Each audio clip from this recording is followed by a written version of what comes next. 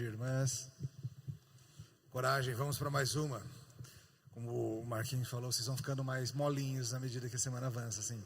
Muita água quente, né? Fica marinando na água por horas e horas, água, comendo bolinho frito, coisa e tal. Então, vamos lá, coragem. Vamos lá, queridos, para o nosso quarto estudo na história de Elias.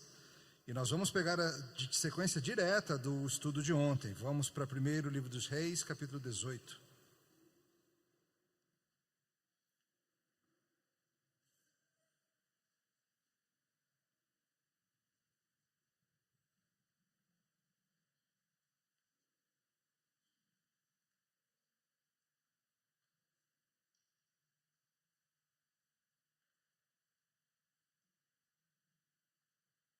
Nós vamos começar ali no finalzinho da sessão anterior, depois da chegada da chuva.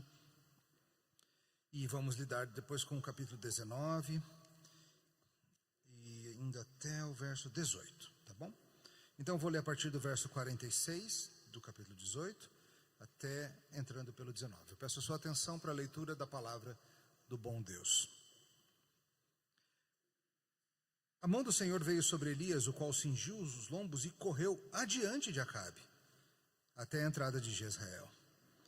Acabe fez saber a Jezabel tudo quanto Elias havia feito, e como matara todos os profetas à espada.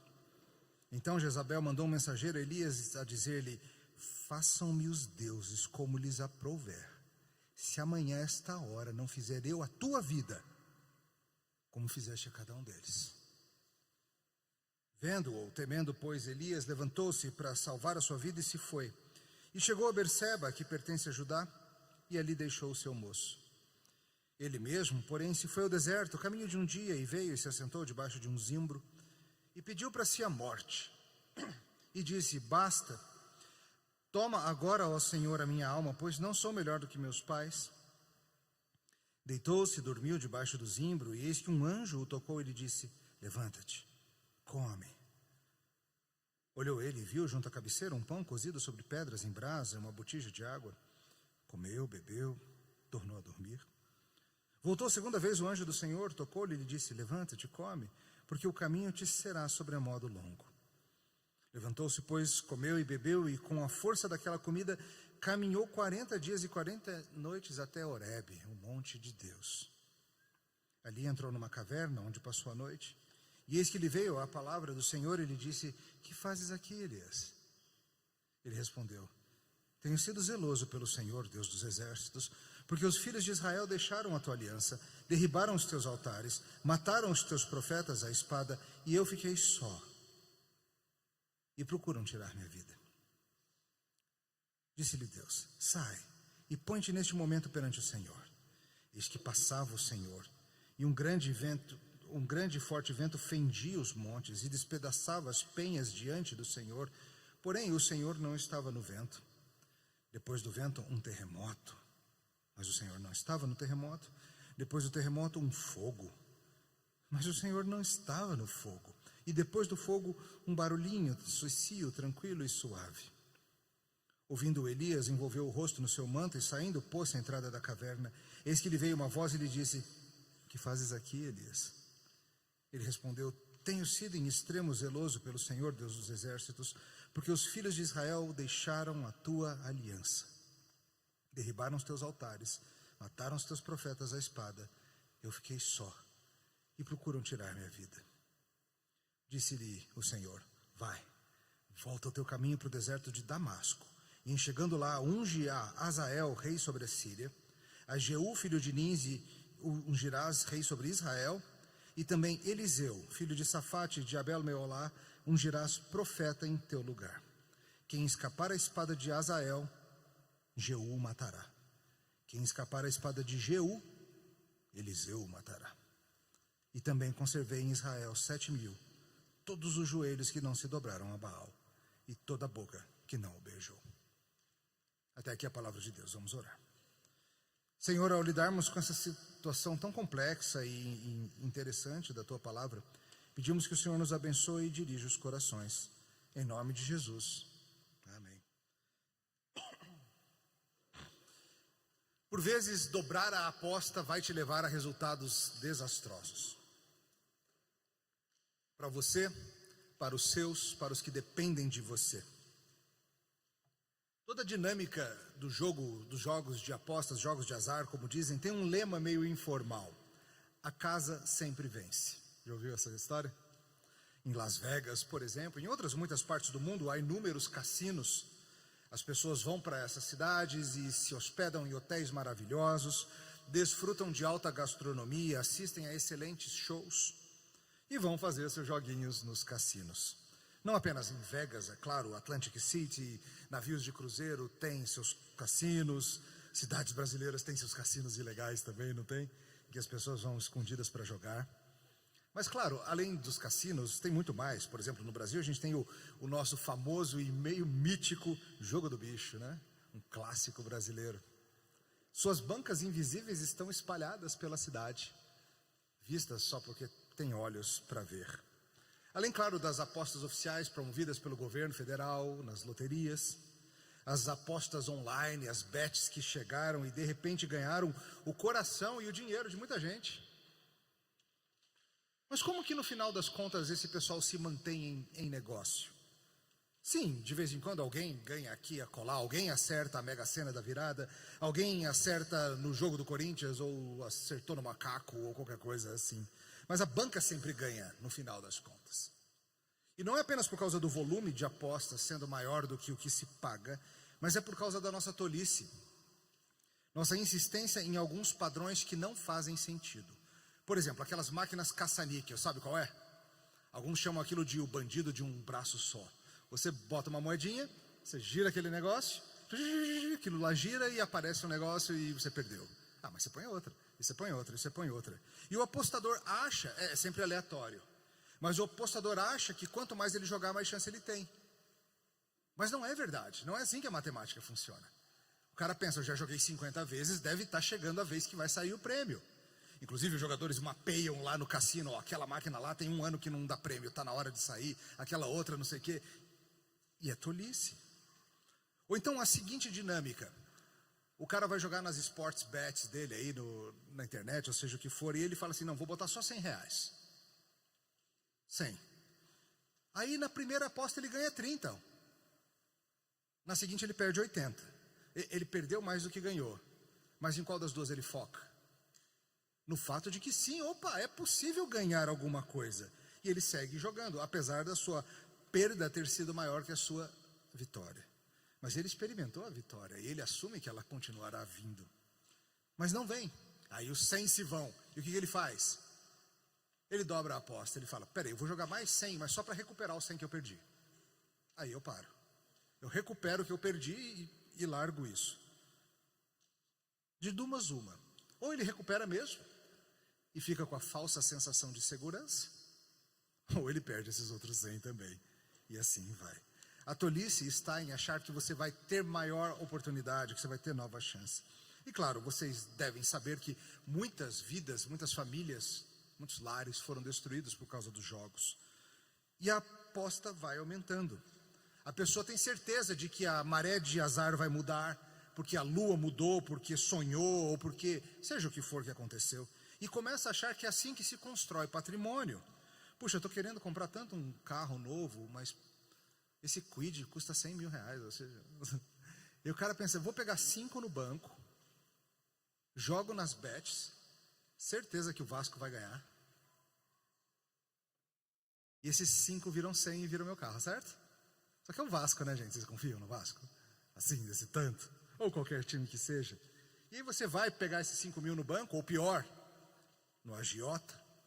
E aí você vai tentar na roleta, no blackjack, ou seja, no que for. E a coisa não vem, a coisa não se resolve. No poker com os amigos, a aposta vai aumentando. E com isso, quando você entra num problema financeiro, você sempre tem um caminho de volta, mas você está com vergonha. Você não quer admitir o que você fez. Você não quer dar o passo do arrependimento. Você mantém a ideia de que está tudo sob controle. É só um dia de sorte eu resolvo isso. E as famílias vão perdendo, sobra para os amigos, sobra para todos os que estão ali porque você dobrou a aposta. Sabe quem que vem apostando loucamente? o rei e a rainha de Israel. Eles vêm botando todas as fichas deles nos falsos deuses. Eles vêm apostando que Baal e Asherá, e sejam quais forem os deuses cananeus ou os deuses dos sidônios, que eles vão cuidar deles e que eles são mais poderosos, que eles são o cavalo que vai vencer a corrida, o time que vai ganhar o campeonato.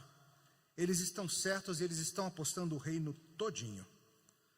Chegou o momento deles decidirem se eles vão dobrar a aposta ou não. Se eles vão reconhecer que Baal não é capaz de ganhar, não. E eu vou te chamar a considerar os seus próprios caminhos hoje também, ao examinarmos essa história. A ver o caminho do seu coração e por onde você tem andado, e te chamar ao arrependimento.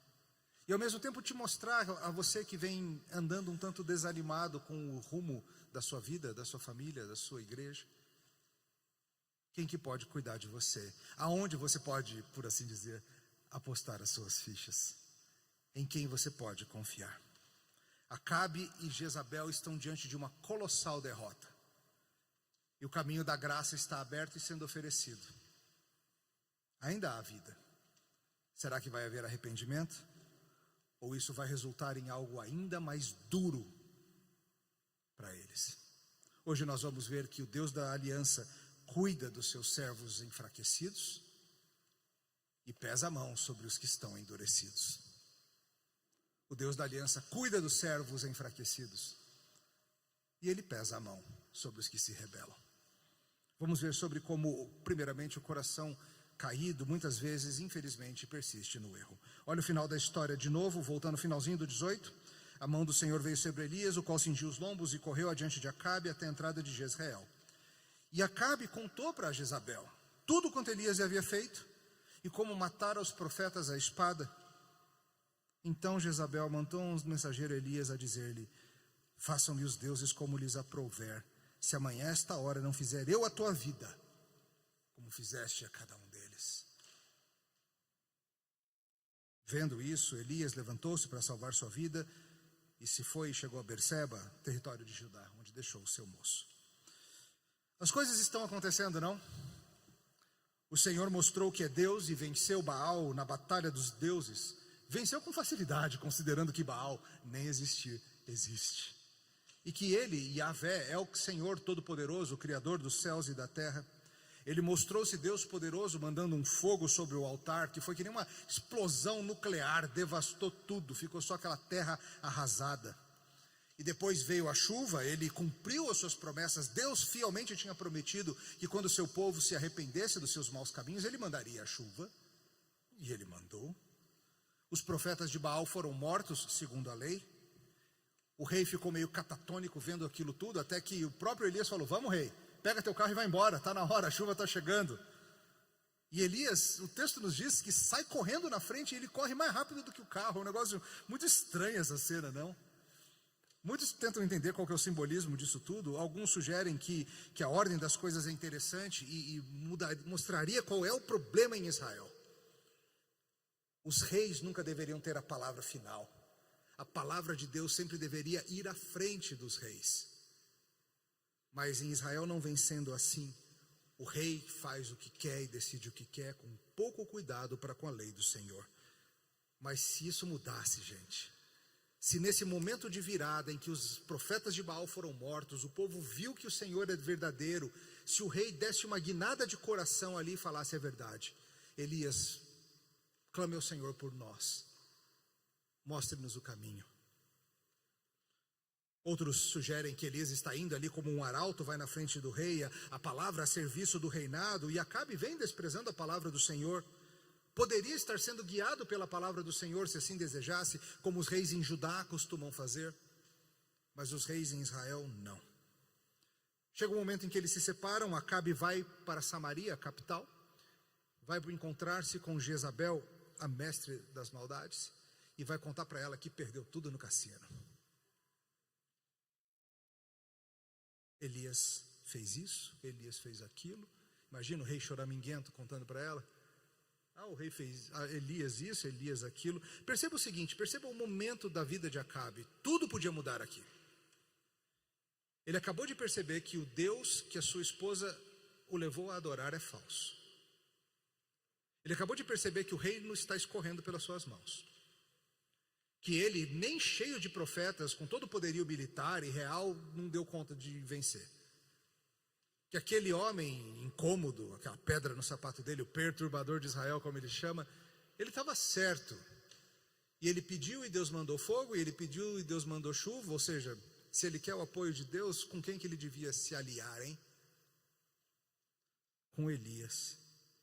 E mais, Elias matou os profetas, mas ele ficou vivo. Acabe acaba de receber uma segunda chance, ele não teve o mesmo destino dos profetas de Baal. Ele sabe que o Senhor ouve oração, isso está claro, isso está abundantemente claro. Ele podia ter chegado em casa e ter dito para sua esposa com sabedoria, com amor e com firmeza, de ter dito para ela, nós erramos. O Deus dos seus pais, lembra, ela era filha do rei de Sidom, ela era uma princesa de Sidom. O Deus dos teus pais não existe. O Deus que tirou a gente do Egito, esse sim é verdadeiro, e a coisa vai mudar de hoje em diante. Nós vamos mudar de caminho, nós vamos voltar ao Deus de Israel e tudo ficará bem. É isso que acontece? Ele conta para ela, e ela, Jezabel, a mestre das maldades, rapidamente domina o coração dele. Ela não o ajuda. E ela faz o quê? Ela dobra a aposta. Pois mandem dizer para Elias que amanhã é essa hora eu vou ter feito a mesma coisa com ele que ele fez com os meus profetas. Vou botar mais 100 nesse poker. Vou botar mais uma ficha nessa roleta. Ele que veja o que vai acontecer. Que loucura é essa, gente? Como que alguém pode ficar sabendo que veio fogo do céu? Como que alguém pode ficar sabendo que os 450 homens não deram conta de um? E ainda assim se endurecer. Poderíamos cantar, Jezabel se endureceu, sim, ó sim. Como o faraó, claro, é assim que acontece. Quantos na história deste mundo não testemunham o poder de Deus e preferem seguir no caminho da cegueira? Faraó, obviamente, viu as 10 pragas e se recusava a deixar o povo ir. Pense em quantos viram Jesus Cristo fazendo milagres, multiplicando pão, transformando água em vinho, andando sobre as águas, curando pessoas, ressuscitando mortos, expelindo demônios. Jesus fazia essas coisas e tinha gente que olhava e falava, não sei não. A história desse mundo é a história de pessoas que veem o poder de Deus e preferem fingir que não veem, e crucificam e matam e falam, eu vou matar esse profeta, eu vou silenciar esse cara. Aliás, falando mais amplamente, todas as pessoas desse mundo, todos os dias testificam do poder de Deus. Do poder de Deus na criação, mantendo o mundo girando, mantendo as estações do ano, criando essa diversidade infinita de pássaros, de insetos, de pessoas. Todas as pessoas, quando olham no espelho todos os dias, veem a própria imagem do Deus vivo. Mas seguem na sua rebeldia contra o Senhor, dobram a aposta. Dobram a aposta. Talvez seja o seu caso hoje aqui nessa manhã. Talvez você esteja andando num caminho de rebelião contra Deus. Talvez ninguém tenha a menor ideia do caminho que você está andando. Só você sabe. Entre os humanos, claro. Só você sabe. E você está apostando que dá para andar mais uma milha assim. Dá para fazer mais uma rodada no poker. Mais uma puxada no caça-níqueis. Só mais uma betzinha. E eu vou sair dessa. Hoje é o dia de parar. Não vá pelo caminho de Acabe. Hoje é o dia de limpar a coisa e se resolver. Ou talvez você seja como a Jezabel da história, alguém que ao ver um familiar, o seu marido, sua esposa, quebrados e entendendo que a coisa caiu, ao invés de conduzi-lo diante dos pés do Senhor, o conduz para o mal. Qual é o caminho que você vai seguir? O pecador impenitente? O pecador que não se arrepende? Qual é o caminho dele? A gente volta a isso no final da história. Mas a gente se volta agora para ver o servo do Senhor enfraquecido depois dessa experiência toda. Vamos reler o texto aqui a partir do verso 3. Temendo, pois, Elias levantou-se para salvar sua vida e se foi e chegou a Berseba, que pertence a Judá, ali deixou seu moço. Ele mesmo, porém, se foi ao deserto, caminho de um dia, e veio e se assentou debaixo de um zimbro e pediu para si a morte e disse: basta, toma agora, ó Senhor, a minha alma, pois não sou melhor do que meus pais. Deitou-se e dormiu debaixo do zimbro, e eis um anjo tocou e lhe disse: levanta-te, come. Olhou ele e viu junto à cabeceira um pão cozido sobre pedras em brasa e uma botija de água. Comeu, bebeu e tornou a dormir. Voltou segunda vez o anjo do Senhor, tocou-lhe e disse: levanta-te, come, porque o caminho te será sobremodo longo. Levantou-se, pois, comeu e bebeu, e com a força daquela comida caminhou 40 dias e 40 noites até Horebe, o monte de Deus. Talvez Elias estivesse cheio de esperanças de que esse era o dia da mudança completa em Israel. O povo reconheceu que o Senhor é Deus. Quem sabe o rei vai reconhecer também. Mas a notícia chega em Elias que Jezabel quer a sua cabeça. E claro, isso tem consequências para ela, para eles.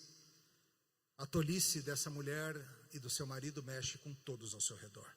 Isso chega em Elias e ele se vai do norte de Israel. Ele começa uma viagem, pensa no mapinha de Israel, saindo lá de cima da região do Carmelo, descendo rumo a Judá e depois atravessando até o Sinai.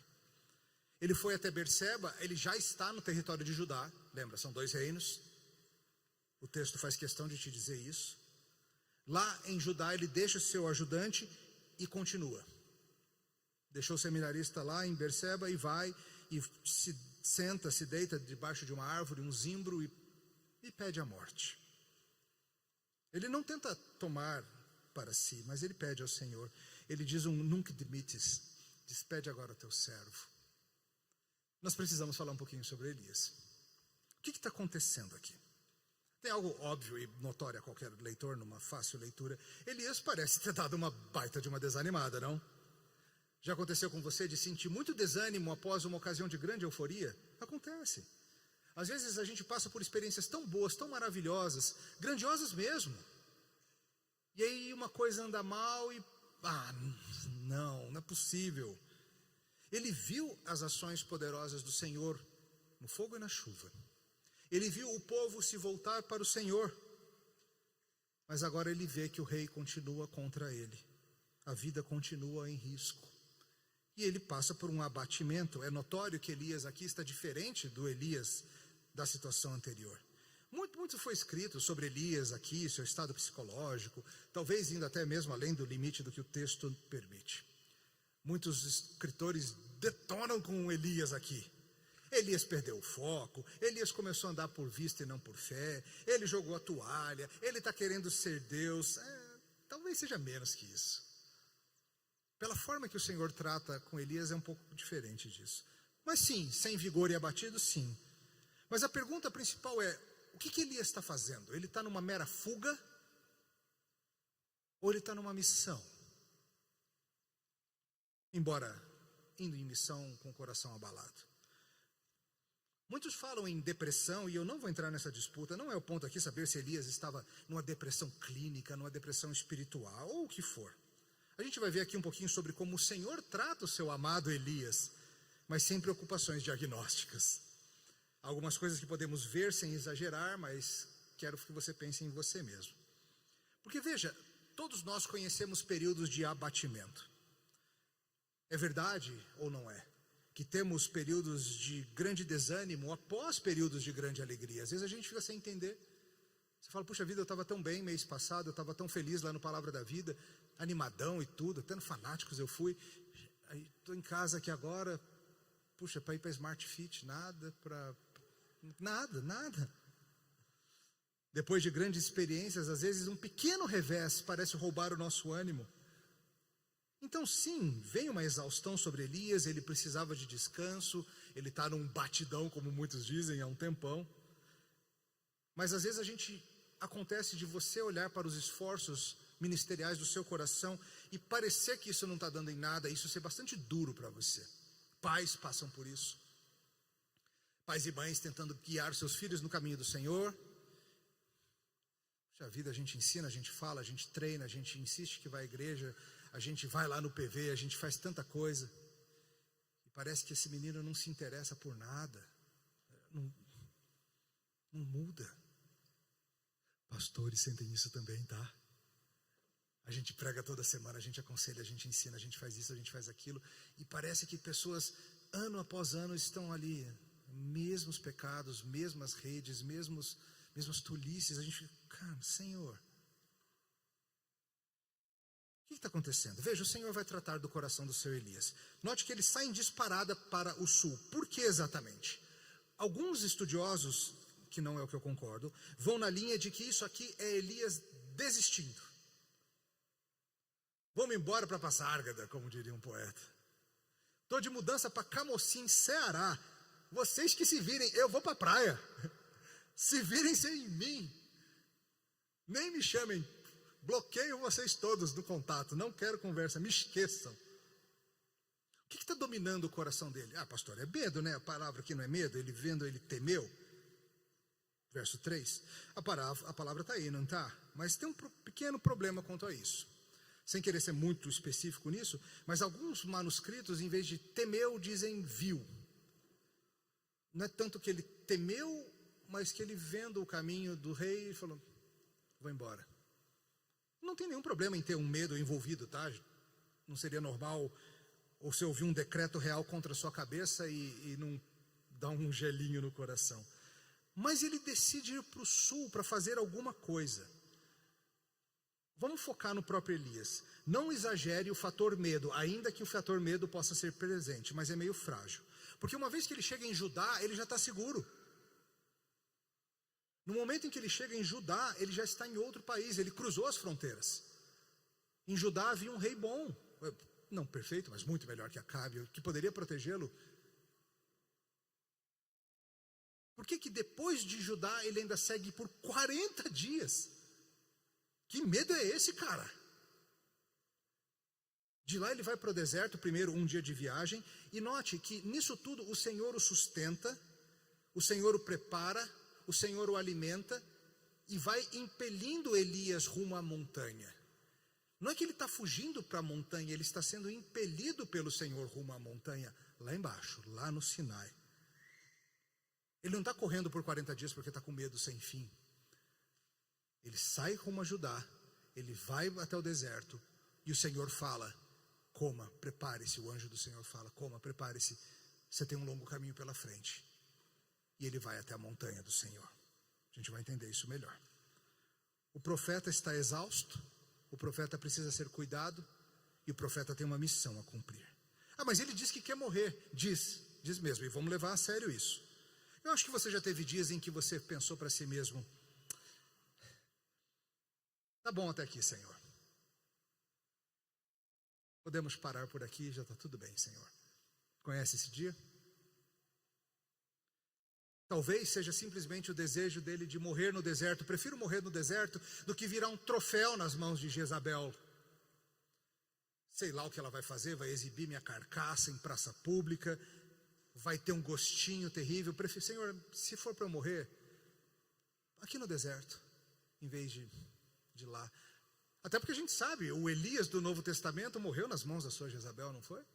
Lembra disso? João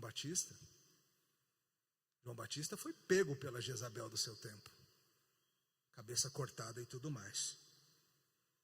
Mas acima de tudo, o que vem dominando as ações de Elias e o que ele diz para o Senhor, daqui a pouquinho a gente volta a isso, falam muito mais da glória do Senhor do que de um medo que está dominando. Talvez, se o Senhor fizesse com que simplesmente ele sumisse, pronto, Jezabel não teria sua vitória, ninguém sabe o que aconteceu com Elias e fica por isso mesmo. Veja, queridos, esse desejo de partir, ele não é incomum nas Escrituras. Jonas teve esse desejo, Moisés teve esse desejo, Jó. Simeão também, mas Simeão queria por outras razões. Foi de, meu prato está tão cheio, Senhor, que não cabe mais nada, pode me levar. O ponto, queridos, é que fadiga ministerial é algo real. Seja no ministério eclesiástico, na igreja, ministério numa família, cuidemos uns dos outros nisso.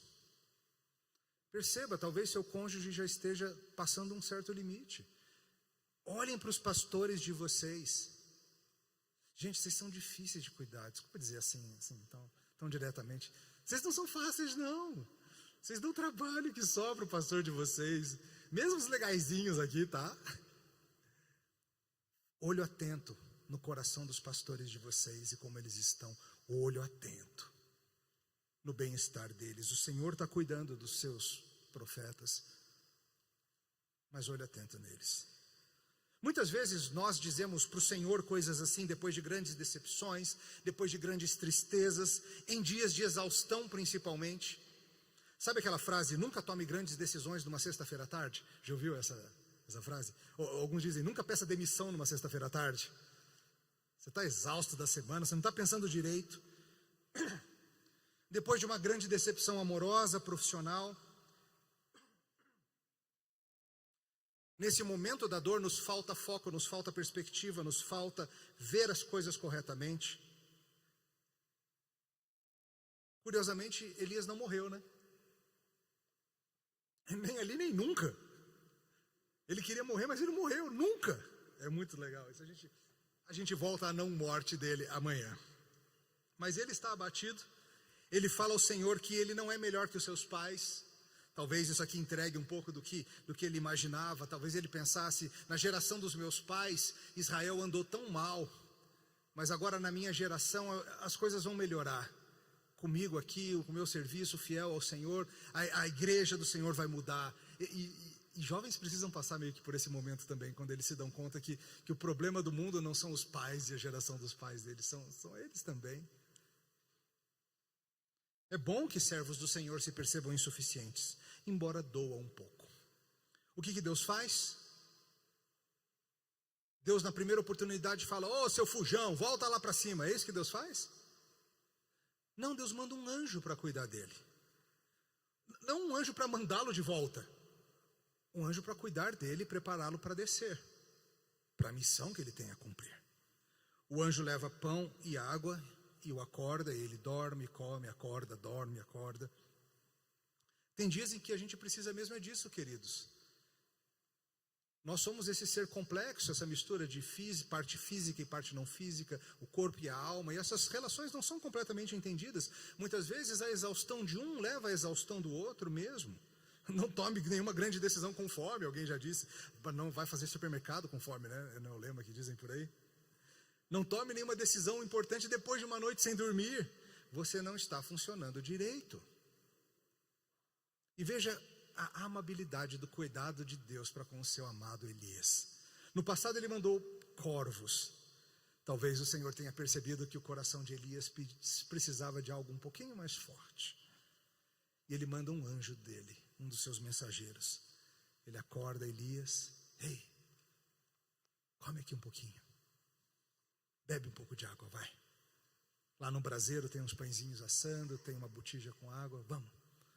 Come e volta para sua árvore, volta lá para dormir. O anjo está se referindo, no verso 8, à viagem adiante dele. Elias não está fugindo para o Sinai, ele está indo para o Sinai, em missão. E o anjo do Senhor está assegurando que ele vai ter forças para chegar lá. Queridos, assim é conosco também, o Senhor cuida de nós, o Senhor nos vê. Nessa semana alguém me lembrou da passagem de Deus vendo e ouvindo Agar e Ismael em outro deserto, numa situação aparentemente sem saída. O Senhor vê. O Senhor te vê, mesmo que sua esposa não te veja. Mesmo que sua esposa esteja perdendo todos os sinais de que você está no limite. Mesmo que teu marido não seja capaz de reconhecer quão cansada você está. Mesmo que seu pastor passe por você todo domingo e não perceba também. Mesmo que as suas ovelhas não tenham a menor ideia de que toda semana você pensa em fazer outra coisa. O Senhor vê. E o Senhor cuida dos seus servos. Talvez o que você precise inicialmente é mesmo de descanso, de comida e de bebida. cuidar do seu corpo e sua alma juntos. Deus nos fez assim. Deus instituiu a necessidade de descansarmos um dia em 7, não? É porque nós somos seres frágeis. E se tentarmos seguir sem pausas, até o mais forte de nós vai esmorecer. Mas o Senhor cuida, o Senhor restaura, o Senhor fortalece. O Senhor cuida dos seus servos abatidos. Essa é a segunda verdade que a gente precisa ver. Tem mais uma, que é que o Deus da aliança está atento a agir com justiça e graça. Vamos reler o final da história? Vamos a partir do verso 8, por favor.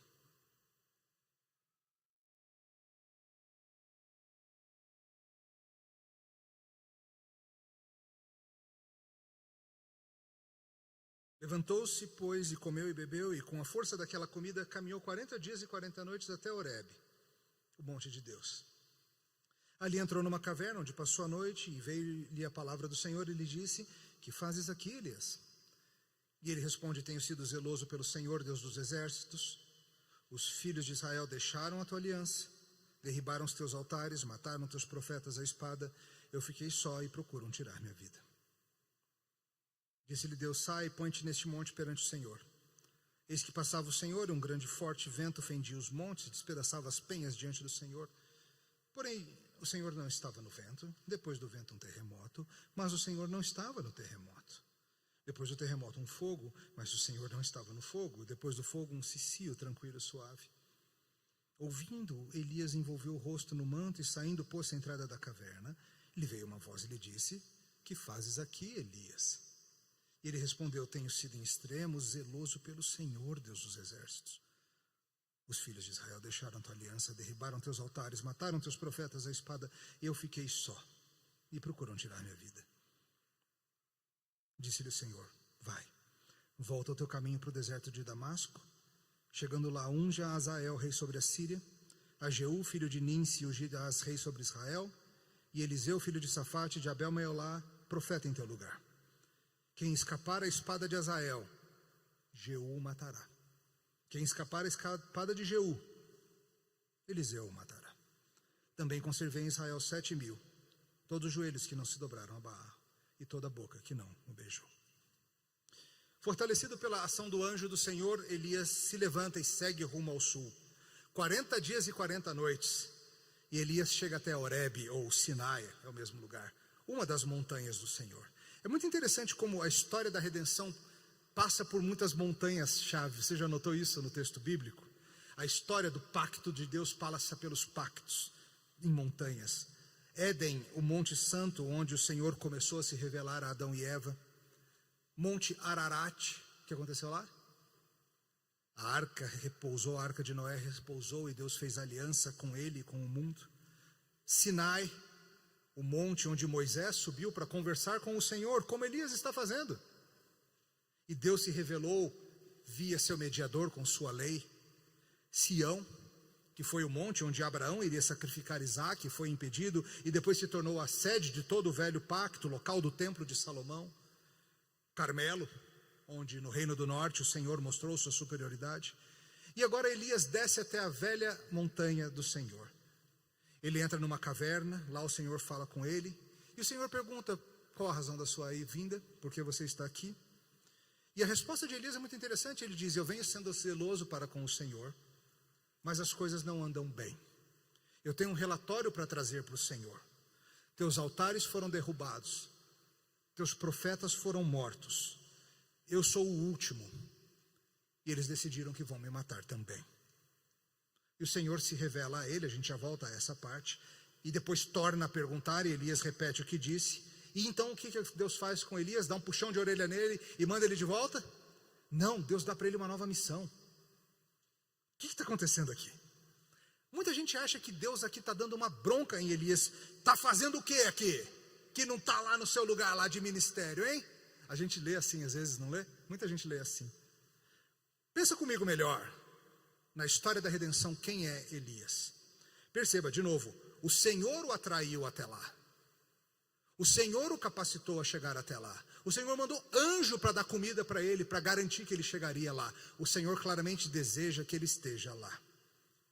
Deus podia, lá em Berseba ou no deserto, em qualquer momento, ter o impedido, bloqueado o caminho e falado, volta. Mas veja as conexões simbólicas na história da redenção. Ele vai para qual montanha? Não foi nessa montanha que o pacto foi dado, que a lei foi entregue, os 10 mandamentos e tudo que veio depois daquilo? Muito tempo antes, Moisés, como representante da nação, subiu o monte, falou com o Senhor tratava com Israel por meio do seu mediador. Foi aquele o local onde o pacto foi estabelecido, o Êxodo 19, você pode ler depois. Depois, quando o povo do Senhor quebra o pacto, logo em seguida, é para lá que Moisés volta para tratar com o Senhor. Êxodo 32 e 33. Perceba, o pacto foi estabelecido ali. Quando o pacto é quebrado, o tribunal acontece ali. E agora o homem de Deus está vindo lá do norte para dizer o quê? O pacto foi quebrado, Senhor. Vim trazer meu relatório. Como uma testemunha de acusação ou algo assim contra Israel. Deus pergunta, por que você está aqui? E às vezes a gente lê como se fosse o Senhor repreendendo um profeta fujão e assustado. Mas a gente não está lidando com Jonas não, gente. Estamos lidando com Elias. Talvez seja algo mais como: meu profeta a quem eu amo e tenho sustentado. Você que fielmente tem agido em meu nome. Por que você veio? E ele responde: eu venho trazer acusação formal, pois esse povo quebrou o teu pacto. Dale Davis, um comentarista, diz: será que ninguém pode tratar essa pergunta como um convite e não uma repreensão? E Yahvé diz: o que você está fazendo aqui no lugar de Moisés, na conexão pactual, Elias, lugar para onde eu mesmo te trouxe? O que te traz perante o Senhor, o Deus da aliança? E o que Elias faz? Ele traz acusações pactuais. É uma denúncia eclesiástica, digamos assim. Sim, seu coração está ferido, mas ele não está lá para ficar de murmuração. Ele tem uma acusação formal para fazer ao Senhor da aliança, no próprio lugar onde a aliança foi dada. Lembre-se, os profetas, eles são boca do Senhor, mas eles também são os olhos do Senhor andando pela nação. Suas testemunhas. Ele tentou e tentou e tentou falar. E agora ele fala ao Senhor do que ele vê. E sim, ao que ele sabe, ele é o único que está abertamente se opondo ao regime perverso de Acabe e Jezabel. Existem outros crentes, sim. O texto fala sobre o Obadias e alguns outros profetas que estavam sendo protegidos, mas na luta pública, só ele mesmo. Parece muito mais alguém dolorido pela apostasia de Israel do que por um ministério fracassado. Alguém que está com o coração ferido, não porque ninguém me valoriza. Alguém que está com o coração ferido porque, Senhor, deixaram o Senhor e derribaram teus altares e mataram teus profetas. E a última esperança que eles tinham, o último profeta que ainda fala, eles estão querendo matar, Senhor. Esse povo não tem mais jeito.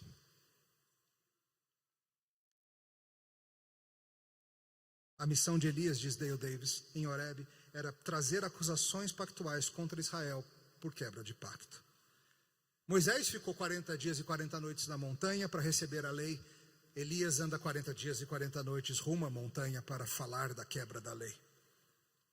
E ele faz uma avaliação sobre o estado de Israel. Foi uma avaliação correta? Foi incompleta, mas foi correta sim. Ao menos o que ele sabe é isso, ele se acha sozinho, ele sabe que tem algumas outras pessoas aqui a colar, mas publicamente ele sabe que é só ele mesmo. E o Senhor reage. Como que o Senhor reage? Coloca-o numa caverna e depois numa fenda. Será que foi aquela mesma fenda em que Moisés se abrigou quando o Senhor passou com a sua glória? Será que foi a mesma? Sei lá, mas bem que podia, né? Então vem essa sequência de fenômenos maravilhosos, seguidos de uma voz suave. Elias está lá e passam várias coisas. Passa um vento forte de fazer tremer montanha. Já sentiu vento forte de fazer tremer montanha? Rapaz. Depois um terremoto, uma sacudida mesmo. Lembra, essa montanha já passou por coisas assim antes, não passou? Na época do Êxodo. Depois vem um fogo, e a Bíblia nos diz que o Senhor não estava nessas coisas. E depois vem uma pequena e suave voz, e ali estava o Senhor. O que essa teofania, o que essa manifestação está nos mostrando? Não é fácil, como você imagina, várias pessoas tentam explicações diferentes. Mas eu não creio que seja algo na linha de Deus não se vale de grandes e estrondosos feitos. Ele não acabou de derramar fogo do céu 2 meses antes? Deus às vezes se mostra assim no fogo e no terremoto e coisas assim. Deus, ao longo da história da redenção, se mostrou em tempestades e toda sorte de fenômeno. Mas por que aqui Deus não quer que ele foque nessas coisas, mas na voz tranquila? Talvez seja uma questão da polêmica contra Baal. Baal era muito associado a tempestades e fogo, e o Senhor estaria dizendo com isso que muito mais do que fogo e tempestade, eu sou o Deus que fala. Baal tem o seu fogo e tempestade, eu também tenho, mas ele fala? Pois eu falo e me comunico com você, meu profeta. Então não tema as coisas impressionantes que você vai ver por aí. Confie em mim, eu sou o Deus que fala. Faz sentido. Os fenômenos desse mundo são impressionantes. Ventos e terremotos são impressionantes. Mas sabe o que é impressionante mesmo? Existe um Deus que fala e se comunica com o seu povo. E não, o Senhor não precisa gritar. Pode ser uma vozinha baixa. Não vai sobrar nada de Elias se o Senhor gritar. Moisés viu o mero final do rastro das costas de Deus e ficou brilhando um tempão. Para nós e para Elias, o cochicho do Senhor basta para tranquilizar. Mais do que grandes eventos impressionantes, nós temos algo que nos tranquiliza. Nós temos a palavra do Senhor. Elias tinha acabado de ver grandes manifestações do poder de Deus, mas estava intranquilo. Mas agora a palavra do Senhor, em voz baixa, o acalma. Às vezes a gente acha isso, né? Que a gente vai confiar mais em Deus se Ele fizer coisas estrondosas. Sendo que a gente tem constantemente a simples palavra do Senhor falando conosco. E nos acalmando. E aí, Deus concorda com a avaliação de Elias? Sim. O juiz de toda a terra aceita a denúncia. E ele passa para Elias, o seu profeta, a quem ele ama, uma nova missão. Uma nova missão. Você vai ungir 3 pessoas. Você vai ungir Hazael, rei da Síria. Rei da Síria? Outro país? Sim. O Senhor é Deus de toda a terra.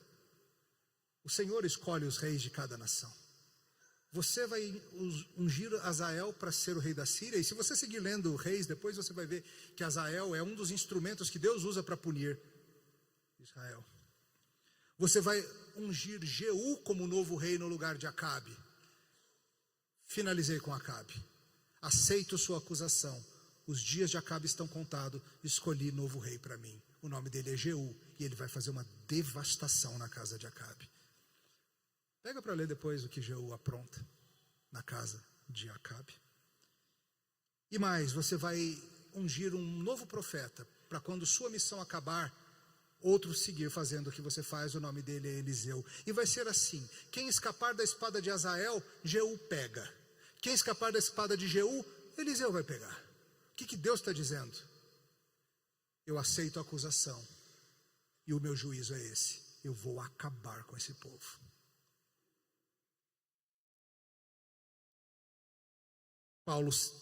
Paulo, depois da sua conversão, seguiu um roteiro similar de ir para Damasco, depois ir para a região da Síria, e aí a salvação é anunciada.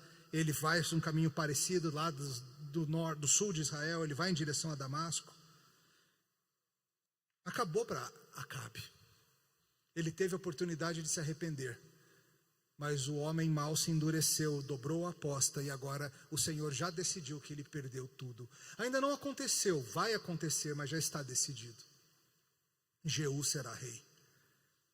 Elias trazia a palavra do Senhor, e o Senhor está tão satisfeito com Elias, que um dia vai tomá-lo para si, e vai poupá-lo até mesmo da morte. E vai deixar um homem segundo o seu coração para fazer o serviço depois que Elias se for. É o nosso assunto de amanhã. Percebe? O Senhor aceitou a acusação contra Israel trazida por Elias. E nisso ele também corrige e anima algo do entendimento de Elias no processo. Seu profeta não estava vendo tudo, ele via em parte. E ele encarrega seu profeta de levar adiante a missão para o que vem sobre Israel. E além de concordar com a avaliação de Elias e chamá-lo para ser o instrumento que vai ungir os seus instrumentos de vingança, ele ainda tem uma surpresinha para ele. A propósito, você não está sozinho não. Tem mais 7.000 com você. Você só não está sabendo, mas tem. Olha que beleza. Esse é um belo lembrete para você também. Às vezes a gente acha que estamos lutando sozinhos e que estamos sem recursos. Às vezes a gente chega diante do Senhor e fala: essa família não tem jeito, esse marido é impossível, essa igreja não serve para nada, está tudo perdido, Senhor. Só sobrei eu. E o Senhor pode te dizer: você está até certo na avaliação, eu vou cuidar. Você não está sozinho não. Talvez você esteja olhando estreitamente demais, e você pode ampliar a sua visão. Como João Batista, ele anuncia julgamento e graça. Sim, julgamento e graça, porque perceba que não é apenas julgamento que virá sobre Israel na figura de Jeú e de tudo que vem aí. É graça também, porque o que o Senhor vai fazer é livrar o seu povo daqueles reis perversos. Trazer juízo sobre Acabe e Jezabel é uma forma de amar o seu povo. O seu povo acabou de se voltar para ele. Está sofrendo debaixo de lideranças ímpias. Mas por amor o Senhor vai tirar aquela turma. O Senhor vai restaurar. Eu edificarei minha igreja. Já foi dito. Sabe, às vezes olhamos para as circunstâncias e achamos que estamos no final da igreja. Às vezes eu vejo crentes dizendo coisas assim: está tudo perdido, a igreja acabou, seja pelo mundanismo, seja pela conformidade com esse século, seja o que for. E você precisa se lembrar disso. Deus segue falando. Sua palavra segue agindo. Ele segue cuidando de nós, ele segue sendo Deus poderoso. Ele segue planejando juízo sobre os que não se arrependem. E ele segue cuidando ternamente daqueles que estão abatidos. Ele segue, irmãos, guardando não apenas 7, mas 70 vezes 7.000 que não se dobraram. Tenha bom ânimo. Ele vence. E assim deixamos Elias na montanha do Senhor com o Senhor das montanhas. E não é sensacional Elias estar ali exatamente onde Moisés esteve tantos anos antes, clamando a Deus por ação. E Deus promete: vou agir com juízo e graça. Elias talvez não esteja muito animado e ache que está difícil que aconteça, mas a palavra do Senhor disse, e ele vai seguir, e ele segue em sua missão. Ele confia na pequena voz que é mais impressionante do que fogo, terremoto ou o que for. E você? Você confia nessa voz? Ou para você só se as coisas estiverem tremendo e incendiando é que você vai acreditar? E eu preciso, para terminar, te lembrar que certa vez, numa outra montanha, esse mesmo Elias se encontrou com Moisés. Lembra disso? Eu não sei se eles tiveram tempo de conversar sobre a experiência do Sinai de cada um. Como foi contigo, Elias? Você tinha que ver, passou um fogo. Como que foi que você, Moisés? Meu amigo, tremia tudo, eu tinha certeza que ia morrer. Não foi disso que eles conversaram, sabe por quê? Porque quando Moisés e Elias se encontraram numa outra montanha, tinha alguém com eles. Alguém que brilhava com uma glória não criada. Alguém que já havia sim se comunicado com eles antes, mas que finalmente havia decidido andar entre nós, anunciando julgamento aos que se endurecem e graça aos que se arrependem. A resposta perfeita para as ameaças ao pacto é que o próprio Deus decidiu que ele sofreria no favor de todo aquele que crê as consequências do nosso pecado. E ele veio graciosamente cuidar de nós. E ele fez isso numa montanha também, conhecida como o lugar da caveira, onde nós fomos redimidos e preservados para sempre. E nisso você pode apostar a sua vida todinha. Vamos orar. Te louvamos, Senhor, porque em Jesus Cristo tua justiça e tua graça se encontram. E nós temos experimentado de tua boa mão no nosso desânimo, nossa falta de vigor, nos nossos dias maus da alma. E nós pedimos, Senhor, pelos teus servos, todos esses homens e mulheres aqui que te amam e que querem seguir te amando e cuidando do que o Senhor colocou em suas mãos. Tem dias, Senhor, em que nos falta o vigor. Lembra-nos de tua voz suave. Tem dias, Senhor, em que parece que estamos sozinhos. Lembra-nos, Senhor, que são muitos os que te amam e que não beijam Baal. Tem dias, Senhor, em que olhamos para este mundo e a tua igreja, até mesmo a tua igreja, e nos dá um certo desespero. Lembra-nos, Senhor, de que o Senhor está agindo e que Jesus Cristo já veio para salvar todos aqueles que tiverem o coração amolecido e também para fazer juízo e justiça contra os impenitentes como Acabe. Louvado seja o teu nome pelo nosso Salvador, no nome de quem oramos. Amém. Deus os abençoe.